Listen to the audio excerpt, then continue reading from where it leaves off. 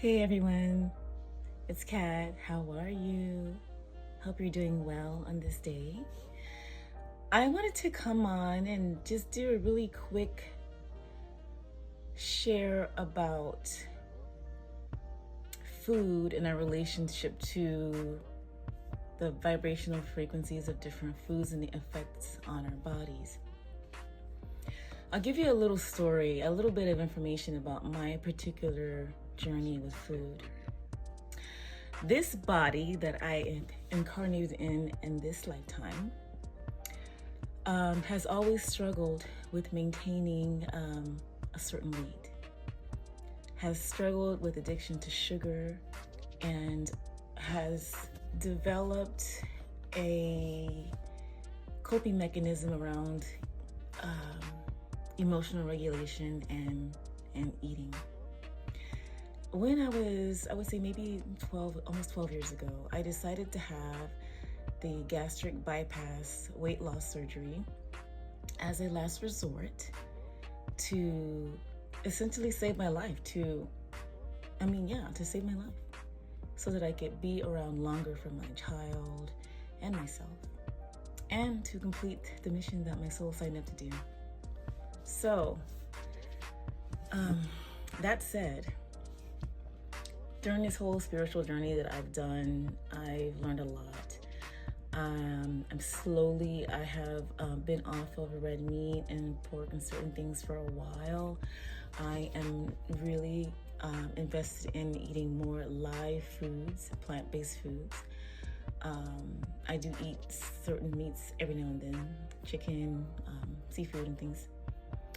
But some of us really struggle with this, especially as starseeds. I just recently saw a video where someone explained that a lot of starseeds, either we eat a lot of carbs and things because we're using it as a grounding mechanism of some way for being in this frequency on this planet, which is dense.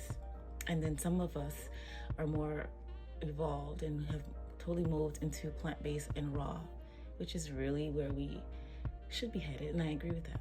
But I think that we should also hold space for being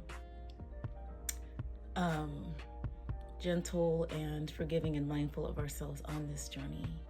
There's a lot of factors that go into that.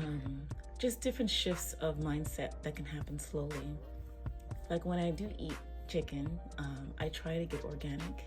I think the goal is for us to maybe move back into growing our own food so that the frequency of the animal is one of a more of a normal, peaceful life and not so much of a factory production, because that those animals are treated with a lot of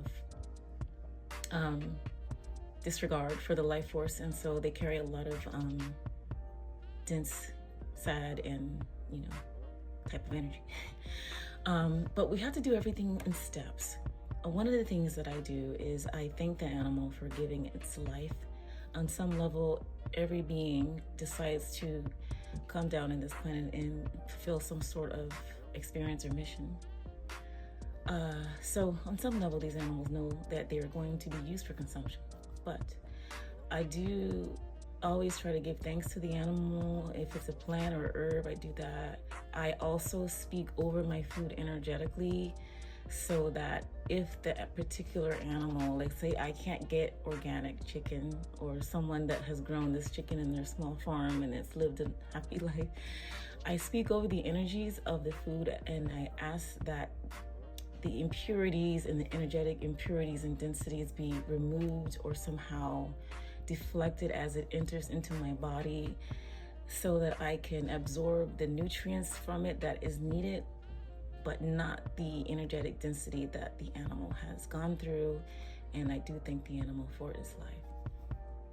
So as I move into a more mature age, I'm learning that we have to also sometimes change the way we move our bodies. Resistance training is really important, especially after you hit 40, to maintain muscle and bone. A lot of fatalities happen with elderly people because of falls. If we can sort of take our destiny into our own hands, so to speak, by keeping our bodies as healthy as we can, And then being forgiving with ourselves. You're gonna have, if you have meat or you have a little bit of wine or whatever, every now and then, don't be like, oh my God, I'm low vibrational now and I have to start over. Not even the higher realms see us in that way. We have to be merciful. We're undoing so much harm when it comes to food now, and so many physical, chemical dependencies on different things and different types of foods. So step by step, small little steps. I'm once again working on trying to get healthier as well. So I have to give myself the space for that. I've had quite a journey. I went from a size 22 dress to a size 4, and my goal at the time was to be thin. But I realize now my goal should be to maintain health and to eat as many high vibrational foods as possible. Those are foods that are grown in the ground from sunlight, fruits, vegetables, and things like that. And less processed foods and definitely less sugar. I was once addicted to sugar, so I've overcome that. And, step by step, we do things, right? So yeah, I have to forgive myself for not being at the weight that I want, for not being in the state of health that I want at this time. I'm aligning with that.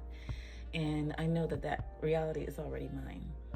So we just have to be patient with ourselves in these human forms, and just take it easy. We're learning things. We are breaking so many unhealthy habits and breaking generational traumas, and all of that is a lot.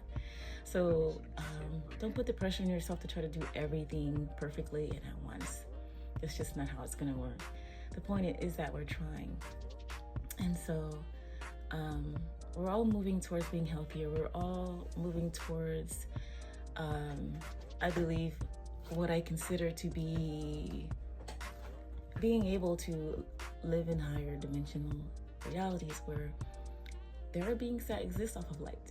But for now, try to eat foods that have more light, foods that are grown in the ground, foods that are grown with love and mindfulness and things like that. And just try the best we can, and just be patient with yourself. That's all. That's really all. And also, if you are vegan and you are not judgmental against those that are still eating meat or trying to wean themselves off of meat, I appreciate you for your attitude of unconditional love and understanding. We can't be on a high horse about anything because nobody's perfect here. And that's all I want to share. Love and light.